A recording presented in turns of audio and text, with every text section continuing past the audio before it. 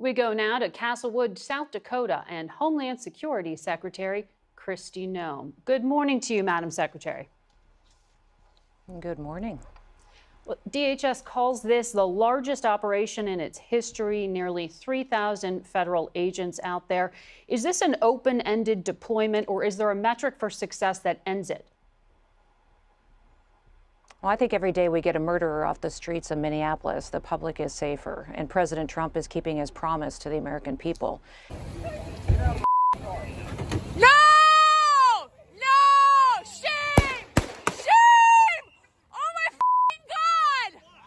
And we literally have arrested and detained thousands of illegal criminals. Do not talk to them!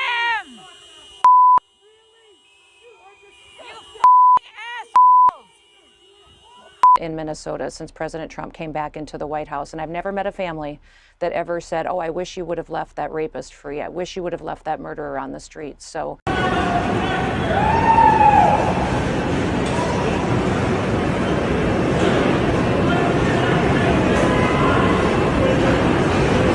She is speaking out about a new federal report that claims private contractors working for ICE are breaking the rules and barely facing consequences. This includes thousands of cases in which the health and safety of the detainees were at risk. Here's Denver 7's Jessica Porter. This report details a huge failure on ICE's part to hold its contractors accountable at detention facilities all over the country, including this one right here in Aurora. There is a vigil held tonight, and activists tell me that they don't need a report to know what's going on inside. Shut it down! We're here tonight to say no. We're here to tell Congress and to tell the president no more funding. An Inspector General report finds ICE is doing little to hold private contractors accountable for what goes on in detention centers, even in cases of sexual assault, employee misconduct, and use of tear gas on detainees.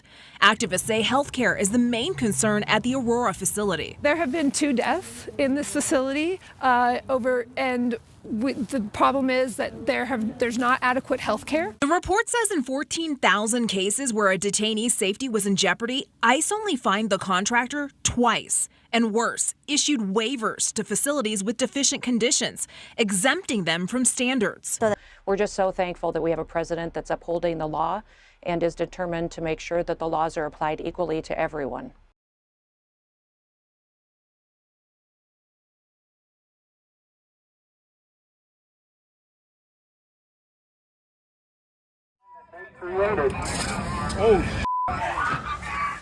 For months, masked federal agents have aggressively engaged with protesters in several states while carrying out the president's immigration directives.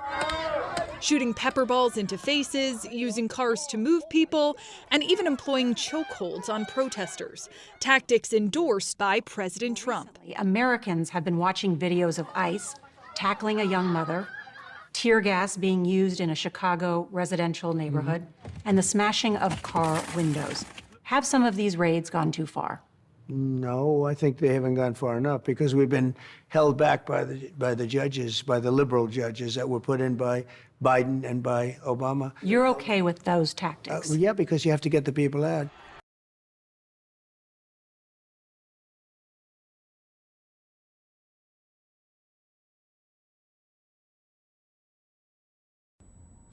Hey, shalom, all praises to Yahweh Ba'Shem Yahushai, double honors to the apostles, elders, and all you brothers pushing the name of Yahweh Ba'Shem Yahushai in all truth and sincerity. Standing on our watch as the Lord commanded us, you see that this devil, according to Nahum, where the Lord said, he will show the nations thy shame. The whole world is watching America and their filth and their wickedness, which is beautiful because we understand that their judgment is nigh at hand. Our warfare is almost accomplished, as I tell you in Lamentation, and it's about time for Esau to drink of that cup of violence, slavery, his kingdom being destroyed, and that's biblical prophecy. And we rejoice, because the scriptures say in Luke, when you see all these things happening, Trump starting World War III, Civil War, lift up thy head, for thy redemption is nigh. Because the Lord says he's going to cause turmoil between the Egyptian that they shall fight one another when you read Isaiah 19:2. And that's because of all the violence that they did against the children of Israel. When you read Matthew, the 11th chapter, when the Lord said the kingdom of violence suffered violent and the violent take it by force, it was talking about the Greco-Roman Empire, which is an extension of America. So what the world is seeing right now is nothing but the white man being the devil that he's always been. That facade of faith, our facade of civil rights and equal liberty is all bullshit. They use that to pacify the uprisings of the so-called Negroes, Native Americans, and so-called Latinos that's in this country, which are the 12 tribes of Israel. Because our people never advanced. We're still in the ghettos 100 years ago. We're still in the ghettos to this day. The reservation is nothing but a ghetto. But the Lord, and now the concentration camps and all this wickedness that they're doing, the whole world is, America's on display for the evil, nasty whore that sitteth on the beast as it prophesied. So we know before the Lord burn this place and have NATO and the rest of the countries hate this whore and burn her, the Lord said he would expose her. And we rejoice at that. Because the Lord said, what's that, Proverbs 28:5? It said, evil men understand not judgment, but they that seek the Lord understand all things. We understand that this man's judgment's about to come. So all the things that's happening with ICE, Christy Gnomes, which is a oxymoron because her name means anointed thinker or peaceable, that bitch is the devil. And, you know, trained very well by the elites and how to divert questions when she was spoken about how they use chemical warfare where the country said not to. They use a flash bomb and messed up the little six-month-old infant. The mother had to do CPR, which that's fulfilling prophecy where Zechariah 11:5 said the possessor slay them and hold themselves not guilty. And the Lord said in Amos 1:11 that all these things and the violence and all the stuff you did to the children of Israel is why you're going to be judged. So it says, evil men understand not judgment, but they that seek the Lord understand all things. So we rejoice when we see this man being shown as the devil he is. It's evidence before the Lord ultimately put that judgment on display. As I tell you in Revelation 18 that all nations shall see the whore get burnt, and that whore is America. I said, there are many waters. This is that whore. This is Babylon the Great. This is the kingdom of Edom, the Greco-Roman Empire, the kingdom or the statue that Daniel seen that was mixed with iron and murray clay because it's garbage. And our Lord that is that great millstone that's going to come and destroy it. So that's judgment. And when you read Psalms 140, King David even prayed that the Lord protect us from the violent man. And you know that was prophecy because in King David's day, he didn't need no protection. They needed protection from him. So we understand it's beautiful watching things on the CNN and everything unfold and them ripping people out of cars and everything out of houses, talking about, oh, we're violent because people call us the Gestapo. You are the goddamn Gestapo. The same playbook that Nazi Germany used, they're using now. From having check marks, having soldiers, which a lot of those ICE soldiers are, Spirit telling me that they're mercenaries. That's why they're not even U.S. citizens. That's why they cover their faces. Not just to protect themselves because they know they're doing something wicked, but they've been having foreign U.S. soldiers trained on this soil to attack the American people the way they're attacking. Because people that's really from here, they don't attack their own family like that. That's why they got robots and everything else. That's all the devices of the devil and Satan. And that's fine. Do what you got to do. Because the Lord said, for your violence and your wickedness, he's going to come out of his place when you read Isaiah the 26th chapter, the last verse. To punish, going into the 27th chapter where he says he's going to punish Leviathan, that crooked serpent. Esau is that crooked serpent. He's the leopard that can't change his spot. This man's the devil. And if anybody had any motherfucking doubts about it, the Lord has him on full display with his horns out before that nuclear missile hit him. And it's beautiful. And it's twofold because the Lord is taking out our people who trusted in oppression, who trust in this government, who voted and think their vote matters. Your vote don't mean shit. It's all about the elites and that facade of or illusion of making it seem like you got choices to stop you from uprising. But the Lord said, who shall rouse them up? Not just the Egyptian going against the Egyptian. When you read Genesis the 49th chapter, the Lord said, who shall rouse Judah up? And when you read Zechariah the 9th chapter, the Lord said, he's going to put Judah and Ephraim together as a bow and rise against you sons of Greece. So that's the inevitable. But right now, the Lord is disposing of all the tactics of the devil, being the devil that he has since the beginning of his reign of terror on aka America, United States, aka America, Babylon the Great, aka spiritually Sodom and Gomorrah. This is their MO. Because the scripture said, thus with violence shall Babylon the Great be destroyed. Why? Because violence they have displayed, this is what they came up with. That was Esau's blessing. It was a catch-22. When Jacob got the birthright, Esau cried to Isaac. Isaac gave him one more blessing, the sword, which is what you call that, secondary prize. You know, the first place is the kingdom of heaven, which should never be moved. But that the second place prize they're getting is this ragged ass kingdom that's full of diseases, the air is polluted, the water is polluted, it's filthy. And they polluted it. And they're blessing them with the sword, that they're going to take everything with violence and through force and weaponry. That whole plight is about to be put on their head. That's why Revelation 13, 9 and 10, speaking of judgment, say, he that leadeth in captivity shall go into captivity. He that killeth with the sword must be killed with the sword. This is the patience and faith of the saints. That's why watching everything going on with ICE, and they show you how they got people in the chains, how they're raping people, they're murdering people, they're extorting people. That's the devil's MO, John 10 and 10. But we know that their judgment's coming. And to tell you that very clearly, I tell you that in Psalm 7 and 16. Read that real quick. And then Psalms 140 and 11. Get Psalms 7 and 16 real quick.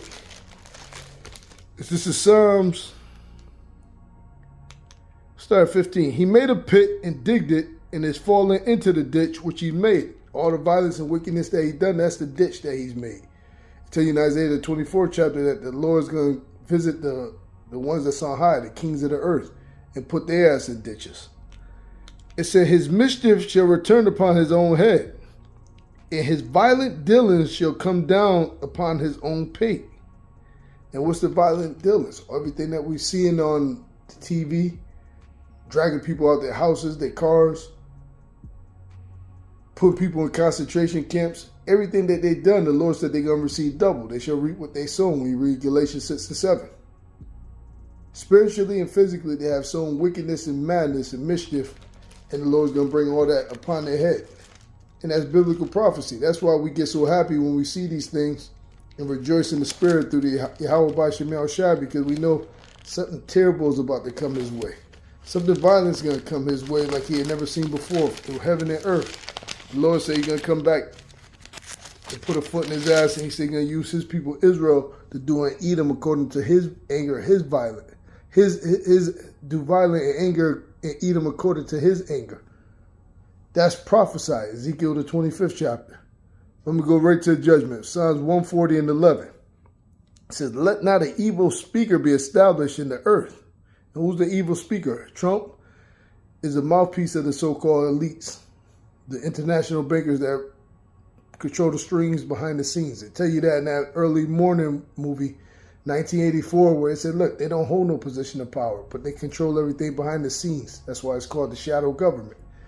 And whoever figurehead they got in there is just a representation of them. So it says, let not an evil speaker be established in the earth. And all they're speaking about is evil. Bad times. Taking over Greenland. Taking over the cities with martial law. Taking over the world. Bombing. Nuclear bomb. Drone strikes. Stealing people out of their homes, their castle. Even so-called dignitaries or presidents of other countries. This is the violent man. It says, let not an evil speaker be established in the earth. Speaking of the New World Order, the 1,000 points of light. That's evil speaking. Evil shall hunt the violent man to overthrow him. I know that the Lord will maintain the cause of the afflicted and the right of the poor. Surely the righteous shall give thanks unto the name. The upright shall dwell in thy presence. And who's the upright? The elect, the ones who truly believe and honor and glorify the name of Yahweh B'Shem Yahushai. And when you understand and sup with Yahweh Yahushai, you understand what's going on and the judgments that's happening in this present world. And that's why they say, lift up thy head and understand what's coming. Like I tell you in Proverbs 28:5, evil men understand not judgment, but ye that seek the Lord understand all things. So with that, all praises to Yahweh B'Shem Yahushai. Stay on watch, stay diligent, and hasten that the Lord destroy this place, he make Israel a praise on this earth. Shalom to the elect, hell with 2/3, and all that heathen.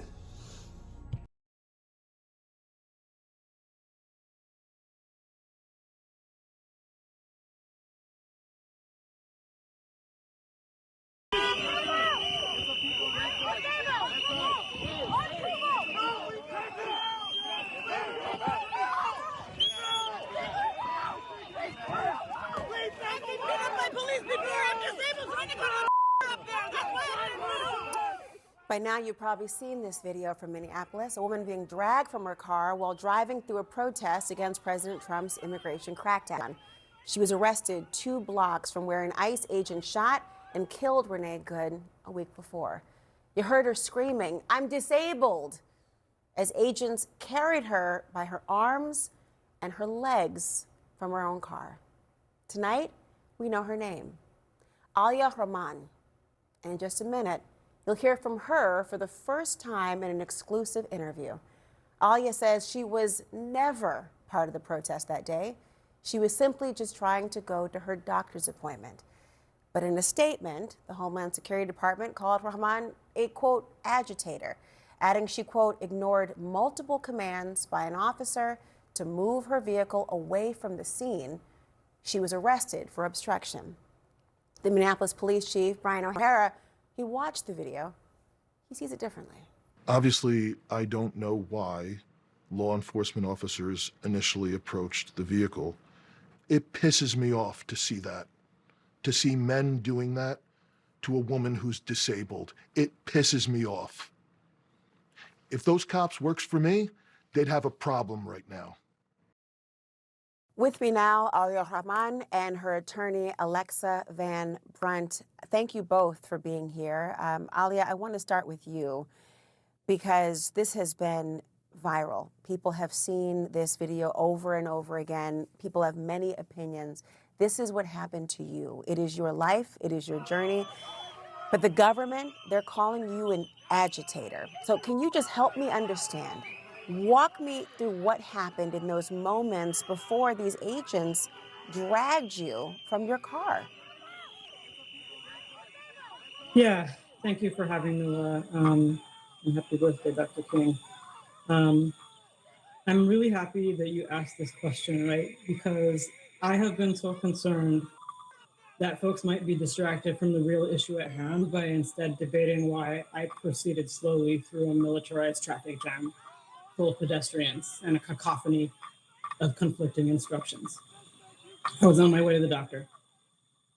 I was on a main road that is a direct road from my house to the parking lot. Suddenly there's traffic in the road. There are vehicles blocking it ahead, vehicles that later I understood were ICE vehicles. People around me trying to understand what to do. And I think that you see the rest. So you weren't, I mean, in the beginning of the video, you see the federal agents saying something to you before you were dragged out. They say that you were given what they call repeated warnings. I just heard you say this cacophony of conflicting commands. What were they saying to you? What did you understand to be happening? Well, I think I didn't understand what was happening, right? I am a disabled person who has autism, right? That is a big piece of this. But I think even someone who doesn't have the kind of auditory processing challenges I do would not know what to do with the sentence, "Move. I will break your effing window." And then back and forth between move, get out, trying to open my door, more threats of breaking a window, which I don't understand the functional purpose of. And it's not a warning, it's a threat of violence that really shouldn't be packaged with an instruction. Yeah, I mean, I'm happy to tell you about what my ears hear in that situation. But in my ears, my autism also comes with an auditory sorting challenge where multiple human voices at like a loud party or on a chaotic street all sound like they're the person talking to me. So that's one reason, you see me looking and trying to identify which lips are talking to me. But of course, that's not possible because ICE officers wear things that cover their mouths and faces except for their eyes, right? So it is so informative for you to explain what it was personally like for you, for us to have watched the video and now to understand at least a part of what you were experiencing in that, because there is a conflicting report from their vantage point that tries to explain what you were thinking or feeling, and you've done it yourself. But I want to be clear, you say you were not there to protest ICE. You were there on your way to an appointment, and you stopped in the traffic, and I got the conflicting reports and commands. Were you there to protest ICE? Had you ever protested ICE before in that arena? No. So when you went that day and you were detained, as you said, what was that like for you once you were? What happened after they took you? Number one, I experienced a very specific set of dehumanization practices during the 6 stages of detention and processing that I counted before I went unconscious and was taken out in an ambulance. Number two, during every one of those stages, I clocked ICE agents doing things that indicated they were not aware of what their job was or how to do it. Lots of, where's this? What do we do next? Really? Agents had to stop at all 5 stages. Agents had to stop, ask someone else what to do, where basic things were. There were local staff who seemed to know some of that thing, but I distinctly heard 2 of them at one point say to each other, we don't want to step on ICE's toes, when I was trying to get medical care. And the third is that the practices I experienced with like my own body, ears, and eyes do not make sense to me as an immigration or public safety strategy, because they make things less safe. And honestly, I was not separated from a citizen of any other country. I think people believe this is just immigrants in there, and it is not. I was told that if I were a normal human, nothing would be a problem. They said that to you. We have now heard from, oh yeah. When I asked for disability accommodations, and I said, did anybody bring my cane with me from the car? I need that to walk, not stand, but walk, because my balance is bad. They said, there's no canes here. They stood me up in leg irons and said, walk, push my back. Walk, you can do it. Nobody said, maybe we should find something else. There was no medical screening. I was never once asked for my ID, even told I was under arrest, never charged. Wow. And when I sat there and somebody finally noticed I was not able to balance, even sitting, and they said, I think there might have been a wheelchair around here the other day, because I kept asking, can you at least get a wheelchair? People said, I don't even know if we have those. That's not the answer to that question. That's never should be happening. And when they put me in the wheelchair, finally, an officer said, wait, you were driving, right? So your legs do work. What? I refrain from saying, I refrain from saying, hey, have you ever seen a handicap parking spot, sir? What? But the thing is, right, people are going to say, well, none of that stuff is illegal. It's just mean. But I have read too many books to think that things are okay when this level of dehumanization is happening, because it means officers are probably trying to get through their day when they have been given orders that are not righteous and they are to hurt people. Alexa, I have to ask you, and Ali, you have to forgive me, my own sister is mobility impaired. And she drives with the assistance, had to accommodate and adapt her car so many different times to be able to still function and live in the standard that she wants to. I get emotional thinking about it, but my blood is boiling thinking about that experience. So can you just describe from the legal perspective of it? Yeah. She was detained. The DHS says that she was arrested for obstruction. Yeah. Are you aware if she is facing any charges? I have to, for a second, compartmentalize the dehumanization just to get through the question. You have to forgive me. Have you heard that she is facing any charges? I have not heard, and it would, if she were, they would be completely baseless, because the people who violated laws at that scene were the DHS officers. And in particular, every officer in the way they treated her once they found out she had a disability, because Alia was very upfront about it. She told the officers, I am a woman with a disability. I have autism. She yelled it. You can hear it on the video. And they escalated at that point and then subjected her to a very brutal use of force, pulling her out of the car, slamming her down on the ground, and then carrying her like an animal is the only way to describe it. That violates every police standard and how you're supposed to interact with somebody in a car. And it violates every standard in how you're supposed to interact with somebody with a disability.